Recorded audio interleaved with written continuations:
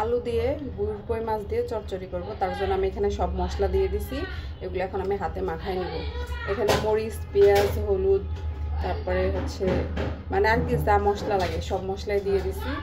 এখন আমি এটা সুন্দর করে হাতে মাখায় নিব, হাতে মাখায় চচ্চড়ি করব গুড় কই মাছ দিয়ে আলু দিয়ে। এখন তেল দিয়ে দিব।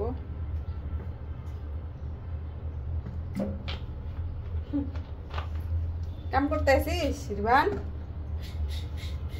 ও রিভান, আম্মুর সাথে কাম করতে এসো? রিভান রে,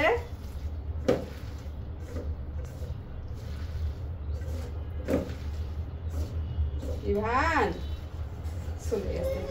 তা হাতে মাখানো তরকারি কিন্তু বেশি স্বাদ হয়। যদি ছোট মাছ হয় তাহলে তো অবশ্যই হাতে মাখাইতে হবে, আর হাতে মাখানো তরকারি স্বাদই আলাদা।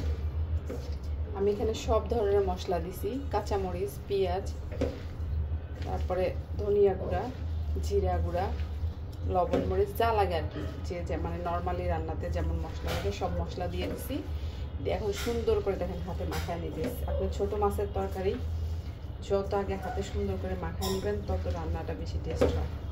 আর আমরা ছোট মাছ এইভাবেই হাতে সুন্দর করে মাখায় নিয়ে তারপরে রান্না করি। এখন আমি মাছ দিয়ে দেবো। এই যে দেখেন, আমরা এগুলোরে গুড় কই মাছ বলি, গুড় কই মাছ। এই যে একদম বিলের মাছ, এইগুলো হচ্ছে গুড় কই মাছ। আপনারা কি মাছ বলেন অবশ্যই বলে যাবেন। একদম বিলের মাছ। এখন মাছটা দিয়ে আমি আর একটু মাখাবো, এখন হালকা করে মাখাবো, কারণ মাছগুলো একদম ইয়ে হয়ে যাবে, বেশি শক্তি দেওয়া যাবে না, মাছ গাইলে যাবে একবারে। এখন হালকা করে হাত দিয়ে মাখাই নিব। একটু পানি দিব, পানি দিয়ে ঢেকে দেব। অল্প একটু পানি দেব,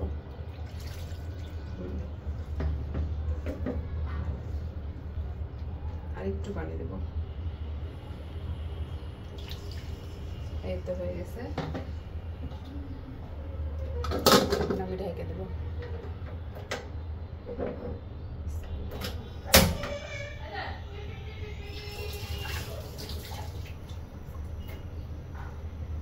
আমি একবারে সব কিছু দিয়ে বসাই দিছি, এখন মাঝে মাঝে খালি একটু নাড়া দিব, তারপরে তো হয়ে যাবে।